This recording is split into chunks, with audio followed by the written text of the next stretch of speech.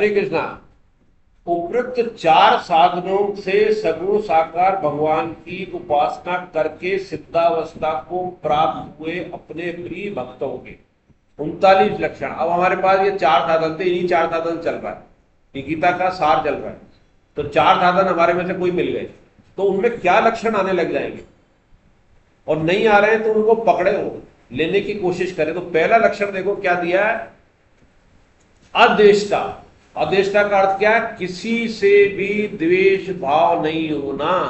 तो सब अपने अपने सोच के देखें कि हमारा किस किस से द्वेष भाव है। कोई ऐसा नहीं मिलेगा हम में से इंक्लूडिंग कि हमारा द्वेष भाव किसी से ना हो। और बंसल साहब तो अपने क्लास में कहते हैं, महावीर बंसल जी जो डायरेक्टर हैं, कि अगर संसार में किसी एक से भी आपका द्वेष है तो भगवान नहीं मिलेगा। और किसी दिन ऐसा हो जाए कि जिससे भी द्वेष है, आखिरी द्वेषी होगा, वो कट्टर शत्रु होगा आपका। पीड़ों का भी शत्रु हो सकता है, इस जीवन का भी होता है। मरने मारने की ऐसी स्थिति होगी, वो आपको मार दे या आप उसे मार दे। तो मरने मारने वाली बात अलग है, आप उससे बचना, सजा दिला देना उसे, वो अलग बात है। ये नहीं कि वो मार रहा है तो आप, मेरे तो द्वेष भाव नहीं है भैया तू मार ले, ऐसा नहीं। भगवान ने भी दुर्योधन को मारा, रावण को भी मारा, कंस को भी मारा, पर द्वेष भाव नहीं रखा, उनकी मुक्ति करे। तो द्वेष भाव नहीं होना चाहिए। द्वेष का मतलब कि उसको सजा दिलाने के बाद भी आपने जेल भेज दिया तो द्वेष भाव नहीं है। जमानत की जरूरत पड़े तो आप पहुंच जाओ, कितनी बड़ी बात है कि आपने भिजवाया और जमानत आप ही करा, तो द्वेष भाव हुआ खत्म। तो अद्वेषता, अगर एक भी आदमी से द्वेष है, इसी को पकड़ ले। अगर सबसे द्वेष भाव खत्म हो जाएगा, एक ही 39 लक्षण में से भगवान मिल जाएंगे। क्या संभव है? नहीं है ना। हो सकता है आज ही अपने प्रयास करें कि जिनसे हमारा द्वेष भाव अभी कम है, ज्यादा नहीं है, उनको टेलीफोन लगाए। और टेलीफोन लगाने की हिम्मत नहीं हो तो व्हाट्सएप मैसेज तो भेज सकते हैं, नवरात्रा की बधाई, इसमें क्या बिगड़ रहा है? करके देखना। जितने से भी द्वेष है अपने अपने, उनके मोबाइल पे नवरात्रा की बधाई या दशहरे की बधाई या दीपावली की बधाई भेजना चालू कर देना। देखना उधर से नहीं आनी चालू होगा, आ जाएगी। जिसने जितने भी देश भाव है, बहुत दिनों से बातचीत नहीं हो रही है, वो प्रैक्टिकल होना चाहिए ना। जो पढ़ रहे हैं वो थ्योरी में तो बड़ा मजा आ रहा है, आदेश का अर्थ भी खूब कर रहे हैं, हम उदाहरण भी दे रहे हैं, हम स्वयं उदाहरण क्यों नहीं बन रहे? तो ये करके देखना, अगले साल तक देखो क्या मजा आएगा। होली पे वो देंगे, धीरे धीरे बातचीत होने लग जाएगी। क्योंकि आपका अगर किसी से द्वेष रख रहे हैं तो उसके भी द्वेष चल रहा है, तरंगे चलती है। और अगर आपने द्वेष खत्म कर दिया, प्रेम भाव आ गया है, तो उधर भी चालू हो जाएगा। वो भी आतुर है, क्योंकि दोनों सभी में भगवान का अंश है। वो भी आतुर है, वो भी दुखी है, लेकिन एह दोनों के इतना बैठा हुआ है। आपने अपना एह गलाया तो वो तो तैयार बैठे हैं, और फोन कर दिया और आपने निमंत्रण दे दिया। आपका हो सकता है मित्र ना आए किसी प्रोग्राम में, लेकिन जो इतने सालों से दुश्मन था और आपने उसको फोन कर दिया, वो जरूर आएगा। करके देख लेना। ये हुई गीता की प्रैक्टिकल। है मुश्किल, क्योंकि मैं आएगा, मैं कैसे कर दूं, मैं कैसे कर, बिगड़ेगा क्या? और एक बात निश्चित है, भले ही वो आपको बहुत कट्टर दुश्मन मरने मारने कर रहा है, लेकिन उसके भी कहीं ना कहीं भाव है, उसके भी अंदर कष्ट बैठा है। अगर आपने फोन कर लिया तो ये समझ लो मारने का भाव उसका खत्म हो जाएगा, और 2-4 बार के अंदर वो मित्रता के भाव में बदलने लग जाए। इसलिए अद्वेष्टा नंबर 1 है, पहले नंबर पे रखा है भगवान ने। ये इसमें एक एक शब्द का पहले भी अपने चर्चा हुई है, क्यों नाम ऐसा रखा है, क्यों पहले नंबर पे रखा है, अद्वेष्टा पहले नंबर पे क्यों रखा है? इसलिए रखा है मित्र भाव वाला। अब जब अद्वेष्टा खत्म होगी तो मित्र भाव अपने आप आ जाएगा। मित्र भाव वाला दयालु भी, दयालु के अंदर करुणा भी आ जाती है। मित्र भाव क्या होता है? मित्र भाव और सुहृदयता में स्वामी जी ने बहुत अच्छा स्पष्ट किया, और अपने पहले क्लास में भी आ चुका है। 3 शब्द होते हैं, सुहृदयता, मित्रता और उदासीन।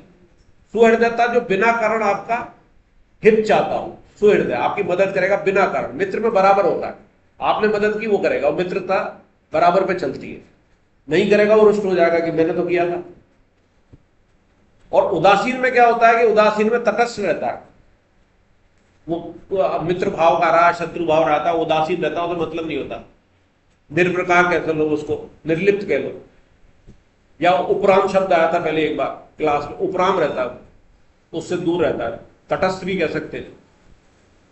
दयालु जिसमें करुणा रहती है, ममता रहित, हम सब जानते हैं ममता हमारी इच्छाओं से ही होती है, मोह से ही होती है। ममता रहित हो जाए, अहंकार रहित, मैं की बहुत चर्चा हो चुकी।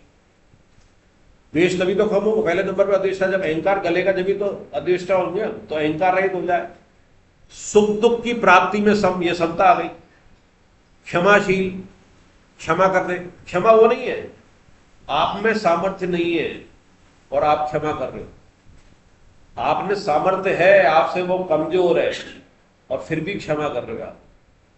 पर क्षमा की एक लिमिट है, दंड का भी प्रावधान है। ये नहीं है कि जो चोरी कर रहा है, डकैती डाल रहा है, समाज के अंदर बदमाशी कर रहा है और हम क्षमा कर दें, वो क्षमा नहीं है, वो नपुंसकता है। अहिंसक, हिंसक के सामने होना सबसे बड़ी हिंसा है। हिंसक के सामने अहिंसक होना, इसलिए हमारा समाज गिरा।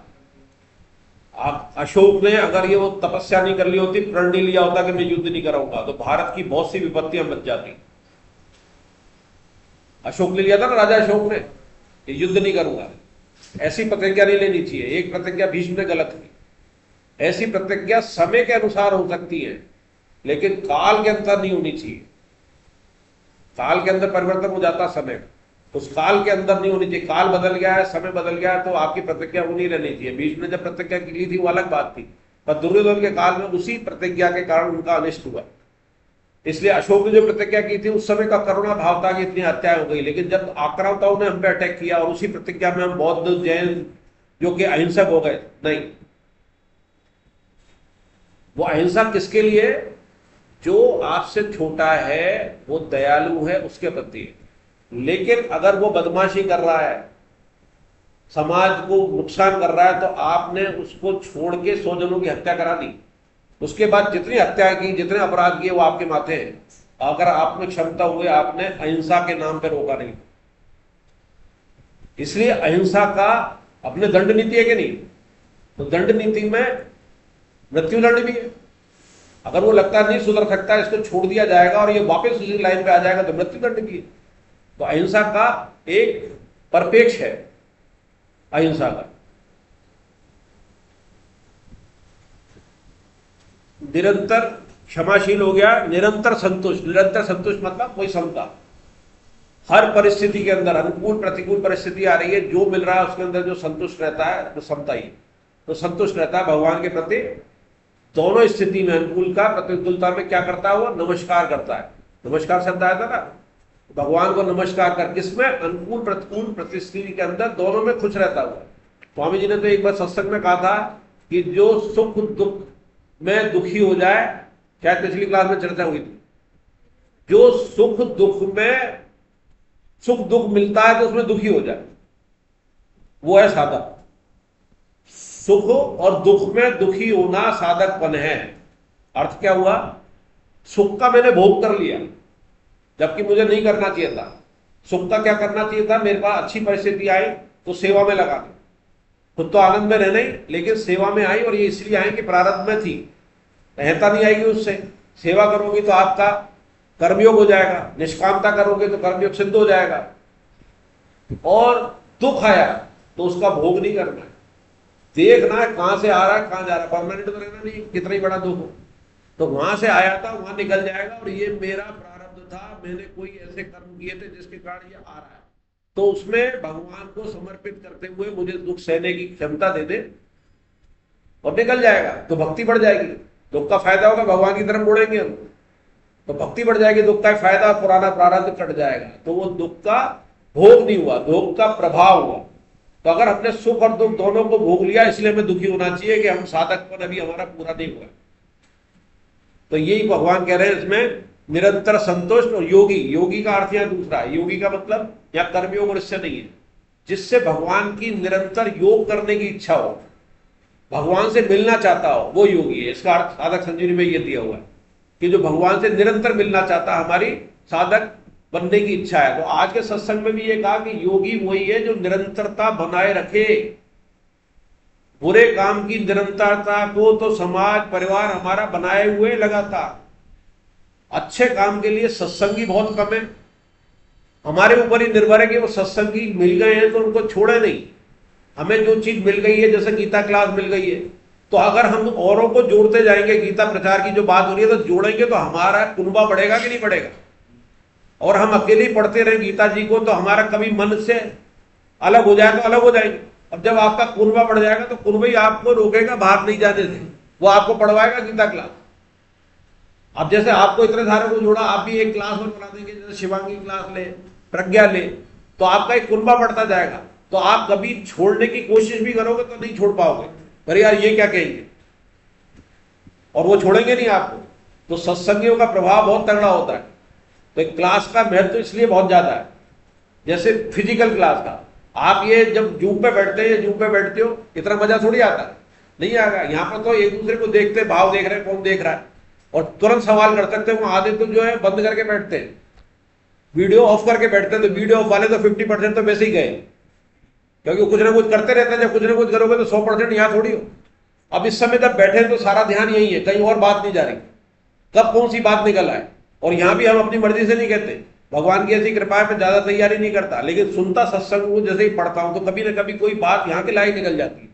तो जैसे कभी कभी कहते हैं ना कि व्यासपीठ पे बैठ के, तो व्यासपीठ पे बैठ के लगता है कि आप कुछ नहीं कर रहे, भगवान अपनी प्रेरणा से जाने क्या बात निकलवाते, और वो आपने भी सुनी है, सबने सुनी है, लेकिन उसमें से राख हट जाती है, याद आ जाता है। तो इसलिए सत्संग की महत्वता है, निरंतरता की महत्वता है। आके सत्संग में भी कहा कि साधक को निरंतरता बनाए रखनी है, तो उसके लिए क्या करना है, एक निश्चयात्मक बुद्धि।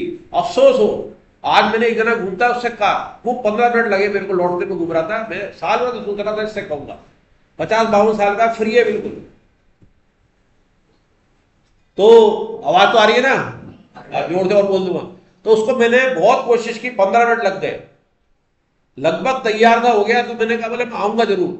तो मैंने कहा तू कितने दिन समय बोल, मैं दोबारा तेरे तक कब बोलूं। मैं उम्मीद कर रहा था 7 दिन बोलेगा, वो महीने 2 महीने बोला। मैंने कहा अब तू नहीं आएगा, क्योंकि तेरे मन ने सोचा कि ज्यादा लंबा समय करूं, पर मेरे मन में भी सोच लिया कि महीने 2 महीने भी बात छोड़ूंगा नहीं, क्योंकि 28 फरवरी की क्लास में महीने 2 महीने तो ज्यादा है, तो इसको छोड़ूंगा नहीं, पकड़ूंगा। तूने महीने 2 महीने कहा था, पर उसके मुंह पे जरूर कह दिया, जिससे उसके चेहरे पे चोट लगे। मैं नहीं आएगा तू अगर महीने 2 महीने करा, बोले नहीं आऊंगा आपके घर पे, मैंने नहीं आएगा, गारंटी है।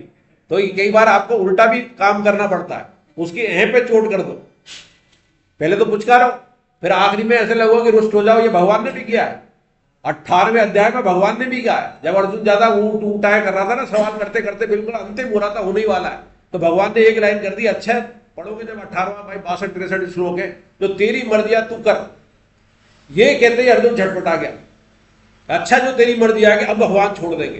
तो आप जैसे कोई मित्र हो, पहले समझाओ और फिर कह दो यार तेरी मर्जियां जो कर। बोलने का तरीका भी है, उससे भगवान ने ऐसे ही बोला तो उसको लगा अभी भगवान छोड़ देंगे, तब अर्जुन आया है, तब उसने कहा अब जो कहोगे करूंगा मैं, ये छोड़ ना देंगे। फिर उसके बाद वाले श्लोक में भगवान ने कहा कि तू मेरा, कोई अच्छा शब्द इस्तेमाल किया, तू मेरा मित्र है। मित्र का क्या कहा, प्रिय सखा है, मित्र है। ये कहा है कि अर्जुन, अरे उसको लगा कि अब ये डर गया अर्जुन, तो भगवान ने कहा काम दाम दंड भेद क्या करना है, उसे अपना भक्त बनाना, भगवान को बनाना है। भगवान तो गए, पर भगवान गीता जी छोड़ गए, गीता जी के रूप में है वो, और अर्जुन को तो एक बार ही गीता सुनने को मिली, हम बार बार पढ़ सकते हैं, बार बार हमारे हम इसी लायक हैं, बार बार ही हमें चाहिए। तो हरे कृष्णा। इसके बाद आया शरीर को वश में किए हुए। शरीर में वश का मतलब जिसका इंद्रियां नियंत्रण में हो। इंद्रियों में नियंत्रण करने का तरीका क्या है, सेवा में लगा दो, या तो इंद्रियों को सेवा में लगा दो या भगवान में लगा दो। हर इंद्रिय आप भगवान में लगा सकते हो, हर इंद्रिय। 5 इंद्रियां हैं, आपका फिल्मी गाने के मन कर रहा है तो आप भजन गाने लग जाओ, आपको डांस करने का लग रहा है कर्म इंद्रियों से, तो आप भगवान के भजन पे डांस करने लग जाओ। आपको सुनने का कर रहा है कि कोई पॉप म्यूजिक सुने, तो आप भजन सुनने लग जाओ। आप देखने को मन कर रहा है तो आप देखने में भागवत देखो, टीवी पे बहुत आ रही है, उसको देखने लगा। स्वाद करने को लग रहा है तो प्रसाद लगा लो भगवान का। भगवान का जब भोग लगाओगे तो प्याज लहसुन नहीं डलेगा उसमें, तुलसी डल जाएगी, तो भोग लग गया तो क्या अलग स्वाद आ जाएगा। नोट कर लेना, उसी भोजन में भगवान के भोग के बाद खाओगे और तुलसी डाल दी, स्वाद अलग आ जाएगा उसी में। और माताएं बहनें बैठी है, उसमें एक और तरीका बताता हूं, कई जगह सुना है कि भोजन बनाते समय अंदर मन में कोई भी भगवान का नाम जो प्रिय वो जपने लग जाओ, आपके स्वाद आ जाएगा। स्वामी जी कहते हैं उस रोटी में स्वाद आ जाएगा। आपका जब पानी, अब आपका आरओ लगे हुए हैं, आरओ भरते समय भजन गाने लग जाओ आप, पानी में स्वाद आ जाएगा। इतनी महत्वता है, क्योंकि हमारा शरीर चल किससे रहा है? अन्न से। यहां तक भी आई है कि आपको जो जीवन मिलता है ना, दूसरी योनि मिलती है, स्वामी जी ने लिखा है, वो सृष्टि के जरिए वृष्टि में आता है। सृष्टि एक तो होता है जो बारिश, और वृष्टि वो कहते हैं जो जीवन वाला होता है, जिससे अन्न उत्पन्न होता है। उसी के अंदर वो आत्मा आ जाती है, उस पानी से उस अन्न में आ जाती है। उस अन्न को वही आदमी खाता है जिसके वो जीव पैदा होना होता है, उसके वीर्य में आ जाती है। ये किताब में साधक संजीव में लिखा है कितनी महत्वता है अन्न की और जल की। जल तो उसको लेके आता है, अन्न बनाता है, और उसी में वो आत्मा आती है। आत्मा इमली रुक जाती, नाक पर हवा आती, भोजन के जरिए जाती है, उस भोजन में आती है। और आपके जो ध्यान होता है आखिरी में, वो आत्मा का वो ध्यान रहता है, तो उसी के में जाएगी। कुत्ते का ध्यान था तो कुत्ता योनि मिलती, इसीलिए वो कुत्ता खाएगा उस रोटी को, और उसके अंदर आपकी आत्मा है वो पहुंच जाएगी। ये साधक संजीव ने लिखा है साइंटिफिक प्रूफ के साथ। ऐसे हमारा जन्म होता है। हम कैसे माने, कैसे हुआ जन्म? आत्मा यूं ही आ गई क्या घूम फिर के, या चलते फिरते चलो ये प्रेग्नेंट है, चलो इसके में घुस जाए? सोचा कभी कल्पना से कि वो आत्मा वहां क्यों आ रही है? वो उसी संस्कार वाली आत्मा है, उसका को लेना देना है पूर्व जन्म में उस घर से, इसलिए आ रही है। हरे कृष्णा।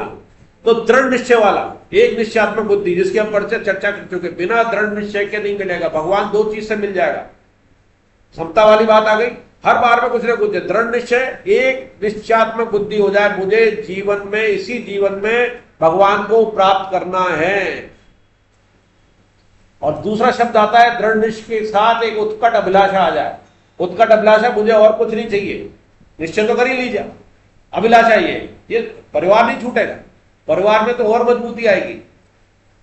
अगर आप बेस्ट एक्टर के रूप में, बेस्ट एक्टर हो, आप अमिताभ बच्चन, और आप पिक्चर के अंदर रोल कर रहे हो, क्योंकि आपका एक निश्चय कि मैं बेस्ट एक्टर हूं, तो बढ़िया रोल होगा ना। लेकिन क्या उस रोल को याद रखोगे? अमिताभ बच्चन से पूछोगे कि आज तू शहंशाह या कूली है? भूल गया ना उस रोल को। अब तो अमिताभ बच्चन है, तो आप रियल में तो अमिताभ बच्चन हो, अंदर से तो बाहर के रोल चल रहे हैं। आपको वो पुराने रोल दिखाई नहीं दे रहे, कूली और शहंशाह वाले। इस जन्म में दिखाई दे रहा है कि मैं ये हूं, मैं ये हूं। ये कब तक रहेगा? इसके बाद भी तो कुछ है और इससे पहले भी तो कुछ था, और सुधारने का मौका इसी जन्म में।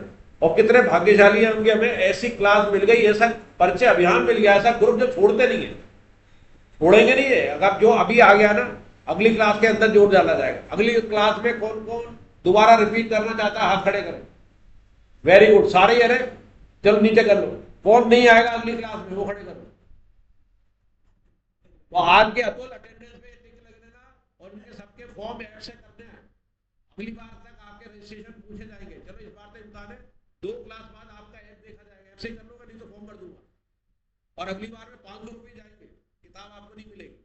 और 500 रुपये वापस चाहिए तो उसमें लिख देना मुझे वापस चाहिए, मैं 90% अटेंड करता हूँ। देना चाहेंगे क्या? नहीं मिलेगी, ठीक है। तो ये इतनी अटेंडेंस तो भेज दूं मैं कि इतने गीता के हो गए आज 30, 35, 40 जने, आज 35 जने हो गए।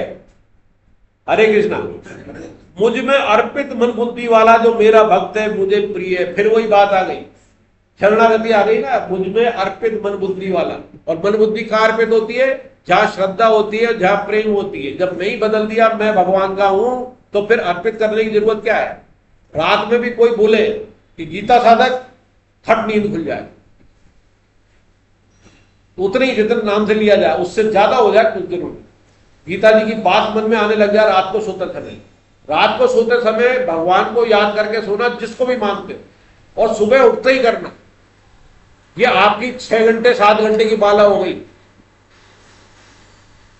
रात को सोते समय अगर हमने भगवान को याद किया और उठते ही किया, और बीच में नींद खुली फिर उन्हीं भगवान को नाम स्मरण किया, तो भगवान 6 घंटे की माला मान लेंगे। ये स्वामी जी ने कहा है, मुकेश जी कहा है ना। ये कितना बढ़िया है। रात को सोते समय भगवान का नाम लिया, बीच में नींद खुली फिर नाम लिया, तो माला भी थोड़ी जप ली, थोड़ा जो करते हो, और सुबह उठते ही कर लिया, तो 6 घंटे की तो आपके हो गए। तो ये 16 माला कहते हैं ना, 16 माला। तो आपकी जो दिन में कर रहे हो उसमें जोड़ देना इसकी 6 घंटे में कितनी होती है। 16 माला कितनी देर में हो जाती है मुकेश जी? एक माला कितनी देर में होती है? हाँ वेरी गुड, 6 मिनट में। मैंने मेरी करके देखा, इसका मतलब ये करते हैं। 6 मिनट में एक माला होती है औसत स्पीड से। तो आपकी 16 माला कितनी हुई? 1.5-2 घंटे हो गए ना। हाँ, 1.5-2 घंटे हो गए। तो उतने हो गए तो 6 घंटे में कितनी हो गई? तो आपकी 50-60 से ऊपर हो गई। तो वो आ गई और आप दिन में गिनो उतनी बता देना संकल्प पत्र। और वो पूछे इतनी 60 कैसे करी, बोले ऐसे बताया था गीता क्लास। वो ना कर दे, नंबर काटे तो बता देना। कितना बढ़िया मजा आ गया ना, सबके चेहरे खिल गए, यार ये बढ़िया तरीका है। लेकिन होगा नहीं, होगा नहीं, होगा नहीं, गारंटी है। आज कर लोगे, 2 दिन कर लोगे, फिर भूल जाओगे। और अगली क्लास में आप में से कोई एक जना बोलना, जिससे सबको याद आता रहेगा कि मैंने करी। ना करने वाला तो बोलना ही नहीं, उन्हें बोलना भी नहीं है। जो करने वाला हो अपने आप खड़े होकर बोल देना कि मैंने ये 7 दिन करी। अगली बार दूसरा बोलेगा अगर करिए तो पूरी क्लास का रिवीजन हो जाएगा और सबका सत्संग निरंतर रहेगा कि ऐसे माला हमें करनी है। हरे कृष्णा। तो वो मेरा भक्त है, मुझे प्रिय है। अब 17वां श्लोक, 17वां